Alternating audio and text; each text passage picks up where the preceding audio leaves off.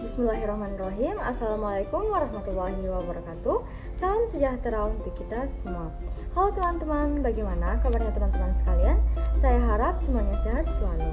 Baik, kami dari kelas BK1C dengan program studi Psikologi Pendidikan dan Bimbingan Universitas Negeri Makassar, kelompok 12 otomatis sebagai presenter 12 akan memaparkan materi mengenai lampiran A, B, C, D, E, di mana di bagian lampiran A tentang tanda baca dan ejaan, lampiran B tentang kalimat efektif, lampiran C tentang cara mengacu lampiran, dan yang terakhir, contoh petunjuk untuk penulisan majalah.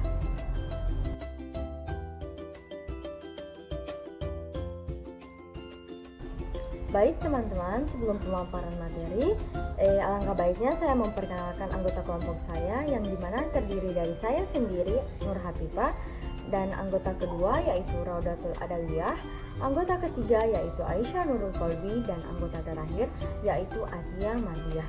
Untuk lebih mengefisienkan waktu, langsung saja saya akan memaparkan lampiran bagian A.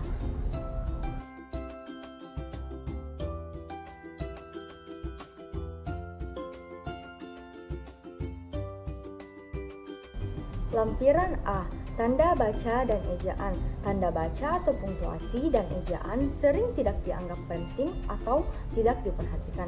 Padahal dalam pemeriksaan makalah, misalnya punktuasi dan penerapan itu penting. Aturan yang berkaitan dengan ejaan dan punktuasi terdapat dalam Pedoman Umum Ejaan Bahasa Indonesia yang disempurnakan. Jadi, untuk mengetahui fungsi punktuasi dan penggunaan yang benar dalam kalimat, kita dapat merujuk pada pedoman tersebut. Selain itu, untuk penulisan yang benar, kita juga dapat merujuk pada Kamus Besar Bahasa Indonesia. Punktuasi atau yang biasa disebut dengan tanda baca. Tanda baca merupakan pengganti intonasi, nada, dan tekanan yang muncul dalam ragam lisan. Tanda baca dapat membantu pembaca untuk memahami jalan pikiran seorang penulis. Sulit untuk memahami suatu tulisan yang tidak dilengkapi dengan tanda baca.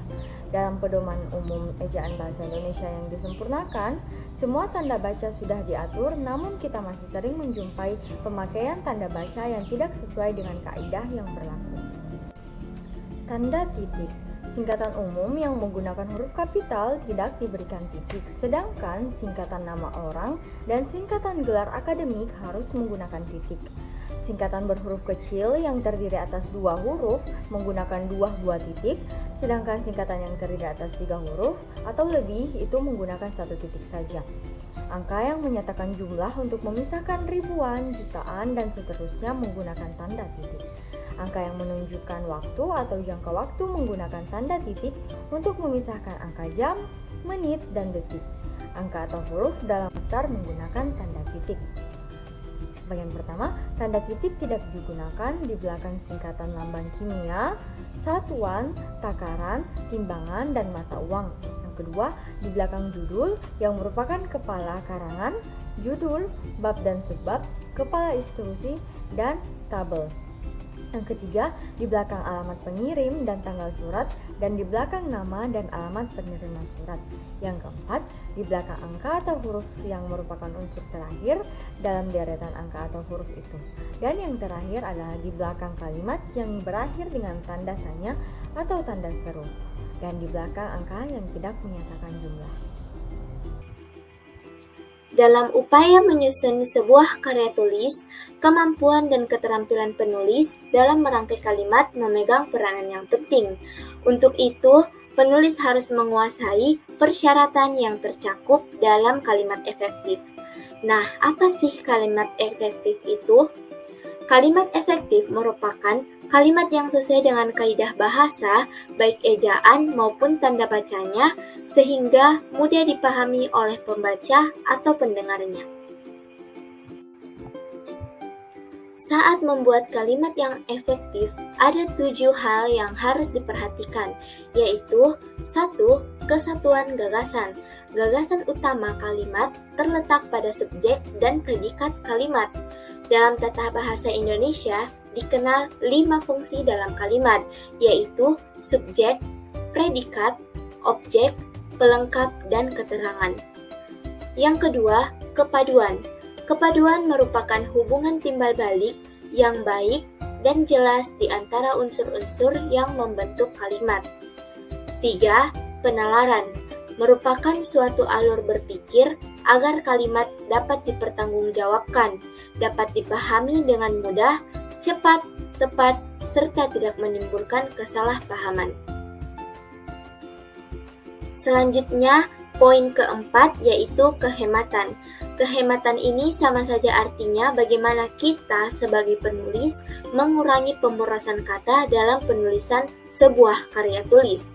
Dapat diperoleh dengan 5 cara untuk mengurangi pemborosan kata. Yang pertama, menggunakan kata-kata yang lugas dan imbuhan yang jelas. Kedua, menghindari penggunaan subjek yang sama dalam sebuah kalimat. 3. Menghindari penggunaan hiponimi.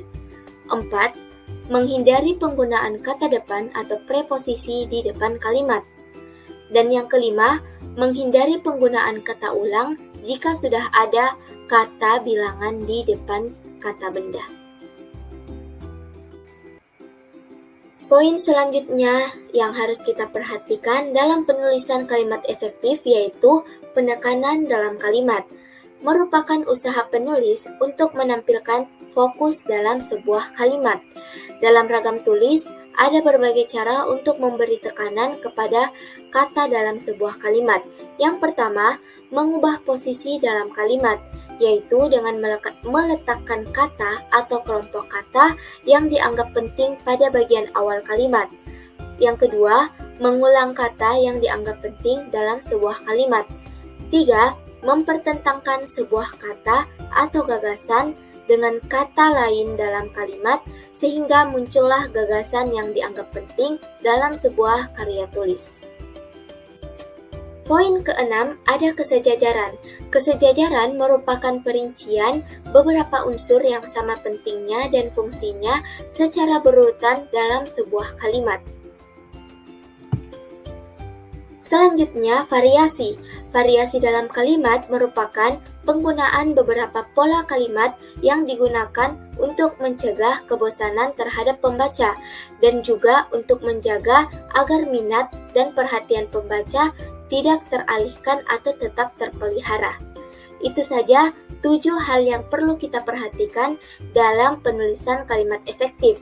Selain ketujuh aspek tersebut, ada pula hal-hal yang harus kita perhatikan dalam penulisan sebuah karya tulis. Yang pertama, ada pilihan kata, ejaan, dan yang ketiga adalah tanda baca.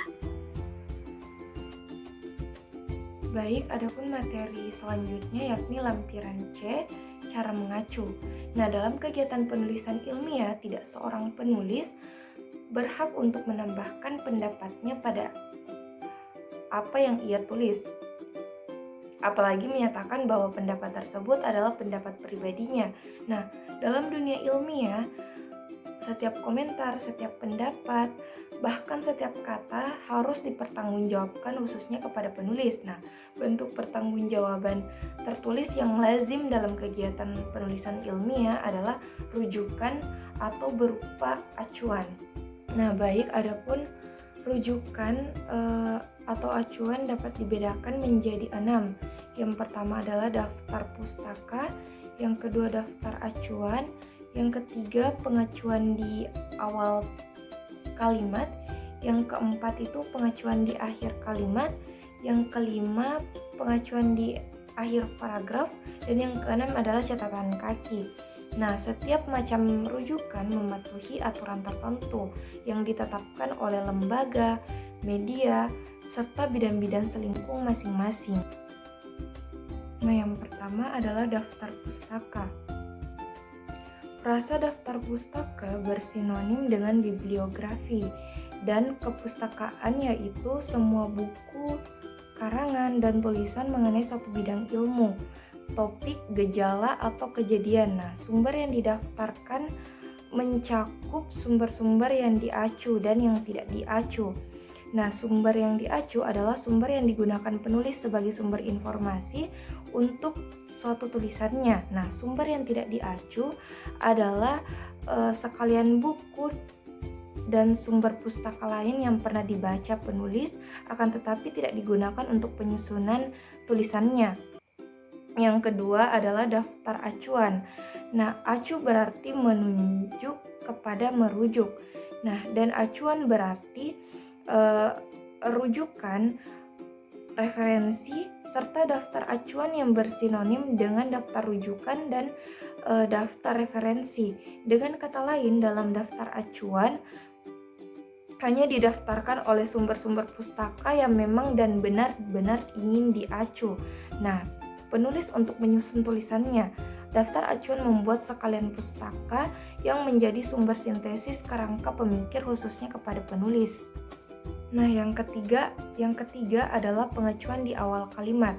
Nah, seperti yang terlampirkan dalam modul, bahwasanya kolom terakhir tabel ragam rujukan yang terdapat pada halaman 11 mencantumkan contoh cara mengacu di awal kalimat pada butir option bagian A. Yang keempat adalah pengacuan di akhir kalimat. Nah, kolom terakhir tabel ragam rujukan, khususnya di halaman 161, mencantumkan contoh cara mengacu di akhir kalimat pada butir option bagian B. Yang kelima adalah pengacuan di akhir paragraf. Nah, cara menuliskan pengacuan di akhir paragraf sama dengan di akhir kalimat, yang dimana jika sumber yang diacu baik di awal atau akhir kalimat maupun di akhir paragraf lebih dari satu pencantumannya di awal sumber yang tahun terbitannya tertuang ke bagian muda. Nah, baik, yang terakhir adalah catatan kaki. Catatan kaki adalah suatu keterangan yang dicantumkan pada margin bawah pada halaman buku. Nah, biasanya dicetak dengan huruf yang lebih kecil daripada huruf di teks guna menambahkan rujukan uraian di dalam naskah pokok suatu bacaan. Nah, hubungan antara catatan kaki dan teks diberi suatu penjelasan biasanya dinyatakan dengan nomor penunjukan yang sama untuk teks dan catatan kakinya. Nah, adapun unsur-unsur catatan kaki ada 3 poin, yakni unsur-unsur catatan kaki umumnya sama dengan data pustaka suatu daftar acuan, yaitu yang pertama adalah nama penulis, sumber ditulis lengkap, tidak dibalik karena referensi pertama. Yang kedua adalah antara nama penulis, sumber, dan judul buku digunakan tanda koma bukan titik, sebaliknya antara judul buku dan data pustaka tidak ada titik ataupun koma. Nah, yang ketiga adalah tempat penerbit dan tahun penerbitan. Nah, sumber pustaka diapit oleh tanda kurung. Nah, nama tempat dibubuhi oleh tanda titik 2. Nah, kemudian diikuti nama penerbit yang diakhiri tanda koma dan diikuti angka tahun penerbitan. Materi selanjutnya yaitu lampiran D. Contoh petunjuk untuk penulis majalah Makara. Pertama yaitu pendahuluan. Petunjuk penulisan ini dibuat keseragaman penulisan dan kemudahan untuk penulis dalam proses penerbitan naskah. Yang pertama, naskah dibuat dengan huruf Times New Roman dengan ukuran 10 pt, spasi tunggal, justifit dan tidak ditulis bolak-balik pada satu halaman. Yang kedua, naskah ditulis dalam bentuk 2 kolom dengan jarak antara kolom 1 cm pada kertas ukuran A4 dengan margin atas 3,5 cm, bawah 2,5 cm, kiri dan kanan masing-masing 2 cm. Panjang naskah hendaknya tidak melebihi 6 halaman, termasuk gambar dan tabel.